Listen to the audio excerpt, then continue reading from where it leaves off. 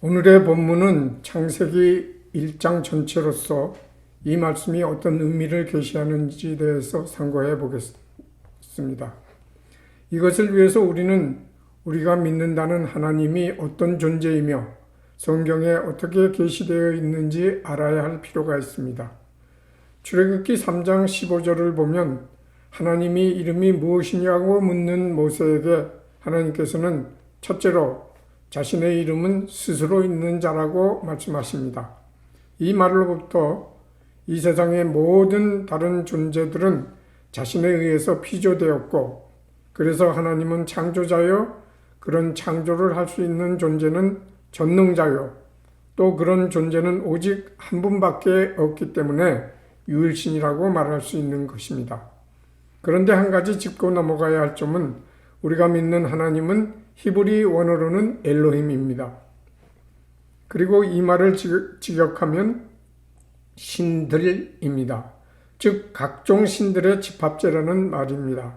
이때 각종 신들의 집합체라는 말은 각종 신성과 그들의 특성을 모두 나타내고 있는데, 다만 그 능력들이 각각 무한대인 것이 우리의 주관적 관점에서 최고의 존재로 믿는 하나님이라는 말입니다. 그리고 하나님이라는 말은 일반 명사이지 고유명사가 아닙니다. 그래서 실제로 존재하든 존재하지 않든 사람이 어떤 신을 가상해서 그를 믿으면서 그가 자기의 생각으로는 최고의 존재라고 생각하면 그 신을 하나님이라고, 즉 엘로힘이라고 부른다는 말입니다. 열왕기상 18장 21절에서 엘리야 선지자는 북이스라엘 사람들이 바알과 여호와 사이를 우왕좌왕하니까 너희가 어느 때까지 두 사이에서 머뭇머뭇하려느냐, 여호와가 만일 하나님이면 즉 엘로힘이면 그를 좇고 바알이 만일 하나님이면 즉 엘로힘이면 그를 좇을지니라 라고 말하는 것에서부터 이런 점을 잘 알 수가 있습니다. 다음으로 우리가 믿는 하나님의 고유명사, 즉 부르는 이름은 출애굽기 3장 15절에서 보듯이 여호와입니다. 그런데 이 이름도 엘로힘과 마찬가지로 속성 또는 특성을 나타내고 있습니다.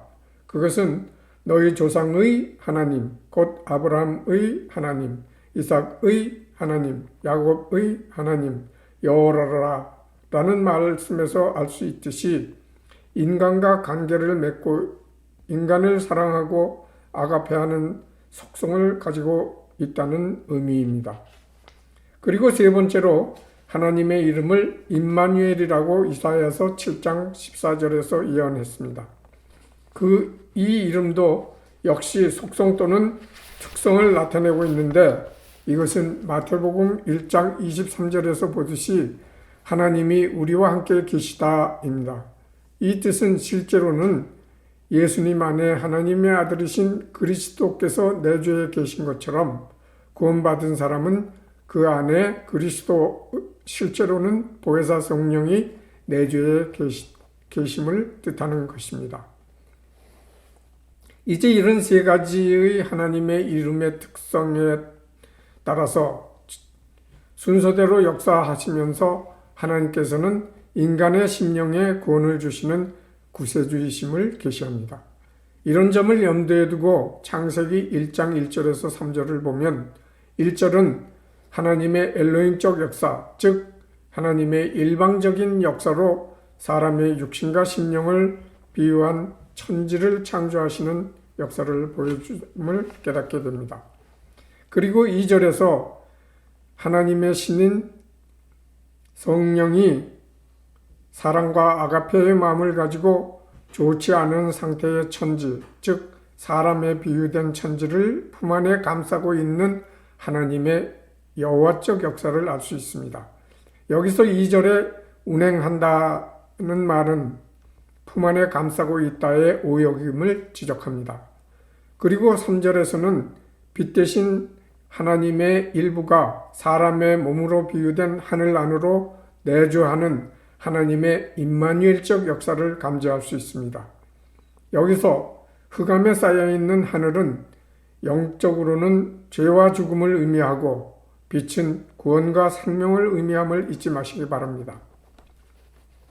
그러니까 창세기 1장 1, 2, 3절은 사람의 육신과 심령으로 비유한 천지에 하나님의 엘로힘적, 여호와적 및 임마누엘적 역사가 연속적으로 이루어짐으로써 구세주이신 하나님을 계시함과 동시에 그분에 의해서 사람의 심령의 구원이 이루어짐을 비유적으로 계시하는 것입니다.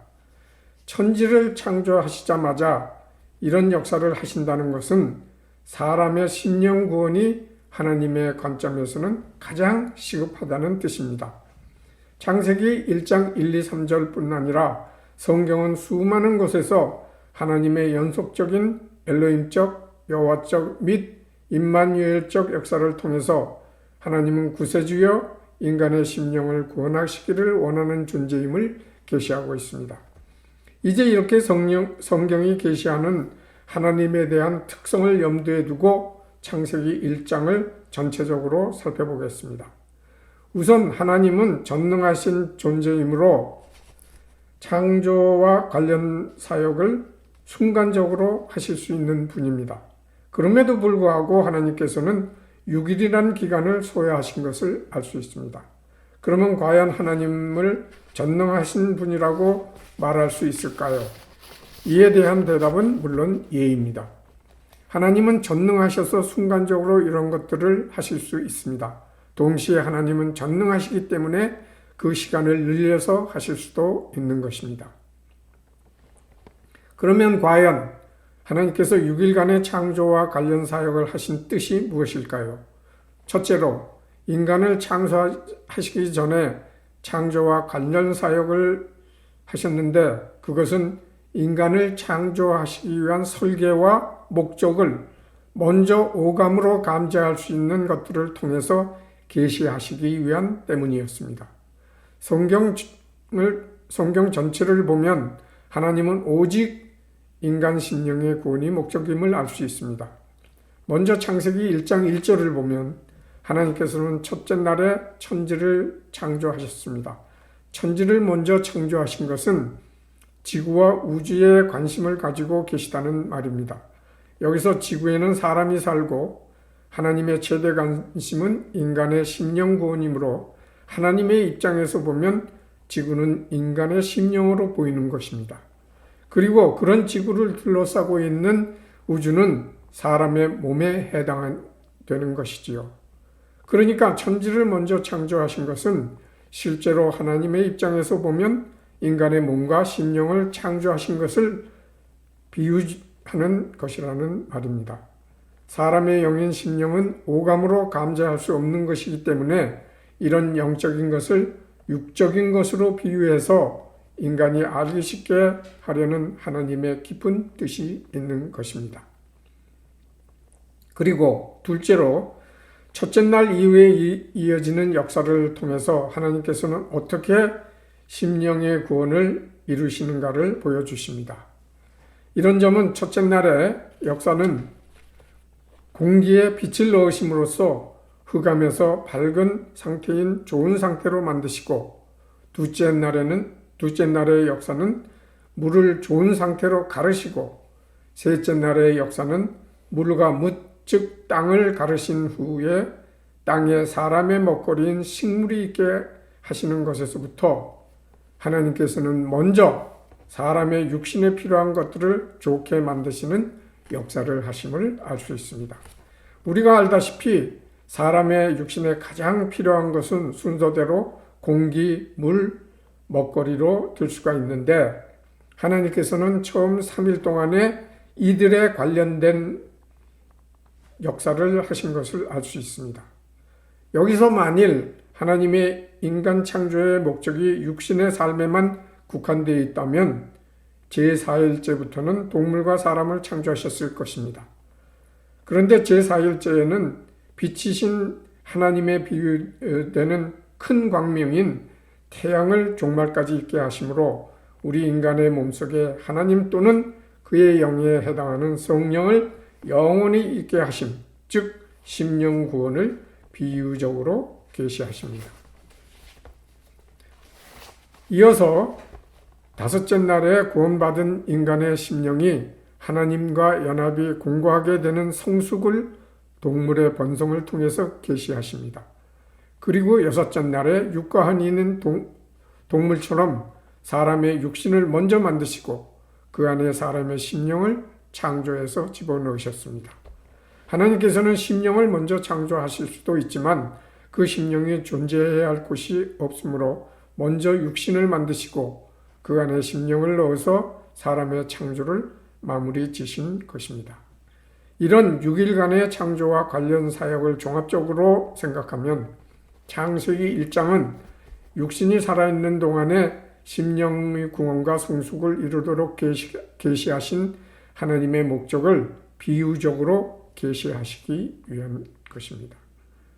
다시 한번 말씀드리면 창세기 1장은 육신이 살아있는 동안에 심령의 구원과 성숙을 이루도록 계획하신 하나님의 계획을 비유적으로 가시적인 것을 통해서 계시했다는 말입니다.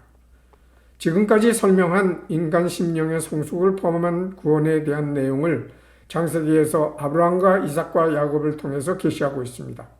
그런 구원은 우선 하나님의 엘로힘적, 여호와적 및 임마누엘적 역사와 계속하는 자기 부인을 통한 성숙을 통해서 이루어집니다. 이런 점들을 염두에 두고 창세기 1장을 보면 첫째 날의 역사 중 1절은 하나님의 엘로힘적 역사, 2절은 여호와적 역사, 그리고 3절은 임마누엘적 역사를 통해서 제일 먼저 구세주 되시는 하나님을 비유적으로 계시한 말씀임을 알 수 있습니다. 이런 내용을 풀어서 계시한 부분이 창세기 1장에서 3장입니다. 그리고 둘째 날에는 물막을 만드셨는데 이 물막이 창세기 4장에서 9장에 계시된 노아의 홍수로 지구에 떨어져서 인간이 심판을 받게 되었던 것입니다. 그러니까 둘째 날의 역사를 통해서 하나님의 심판주 되심을 비유적으로 계시했다는 말입니다. 이어서 셋째 날에 9절과 10절에서 물과 즉 땅을 갈라서 식물이 자랄 수 있는 곳을 마련하는 것은 많은 이스라엘 백성 중에서 아브라함을 선별적으로 택하심을 비유적으로 계시한 말씀입니다. 그리고 11절, 12절, 13절까지는 아브라함으로부터 이삭, 야곱을 통해서 구원의 대상자가 될 이스라엘 백성을 만들도록 하신 것에 비유되는 말씀입니다.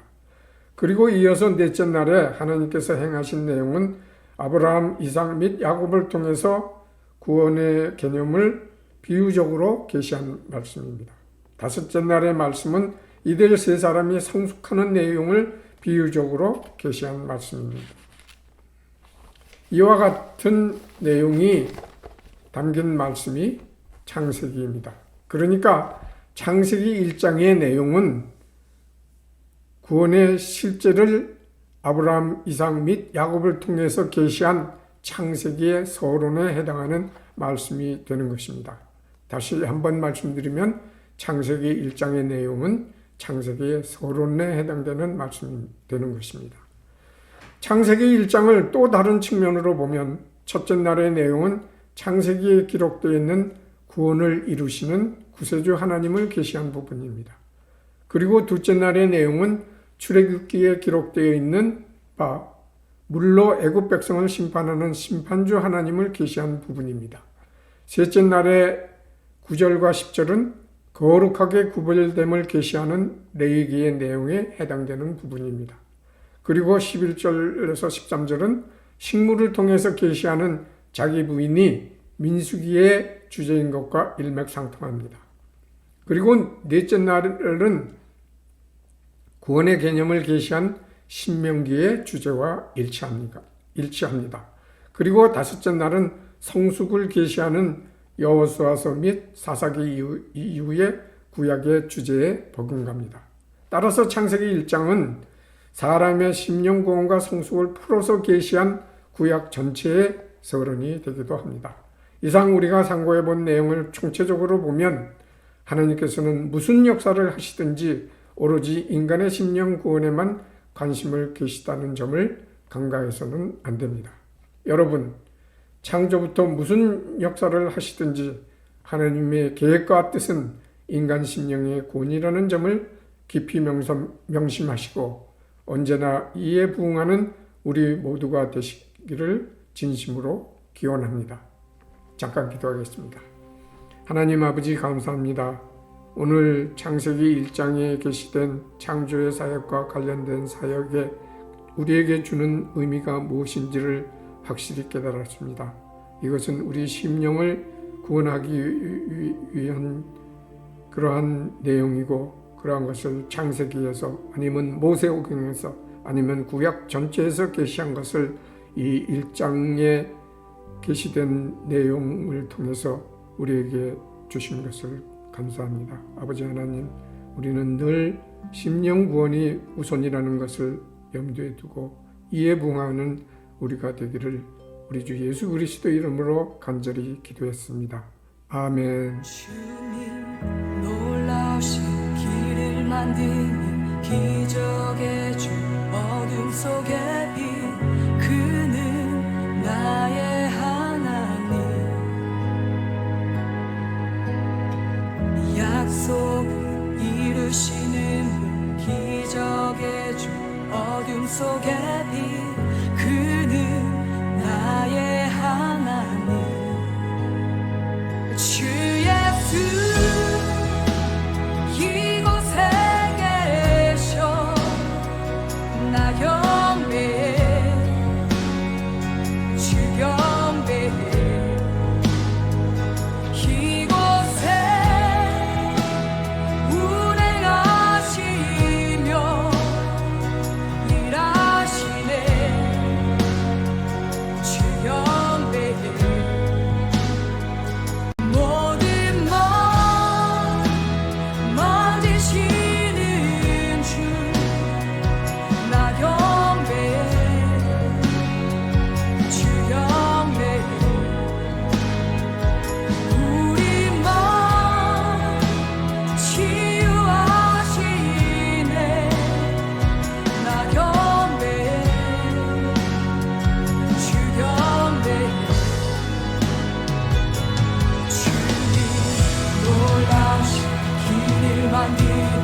기적의 주 어둠 속의 빛 그는 나의 하나님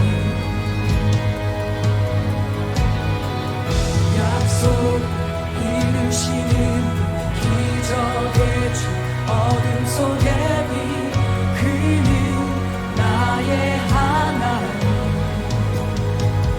모든 성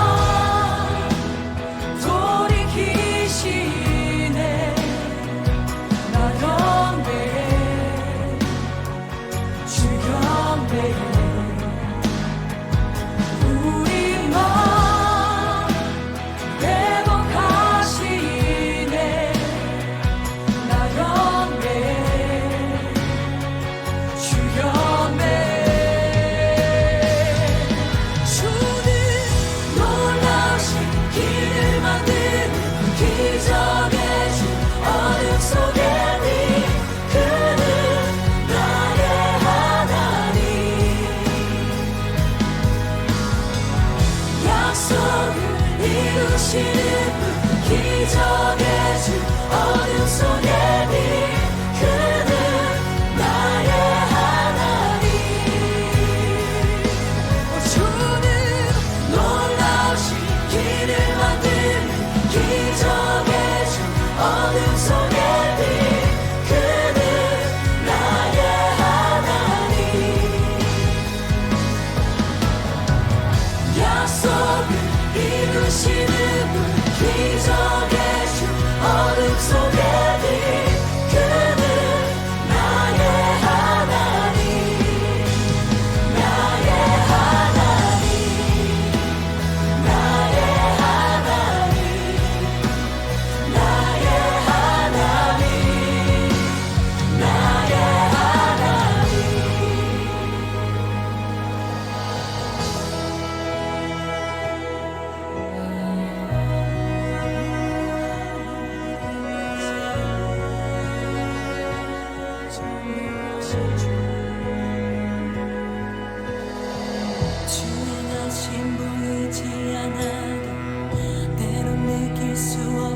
그때도 일하시네 주님 주절 때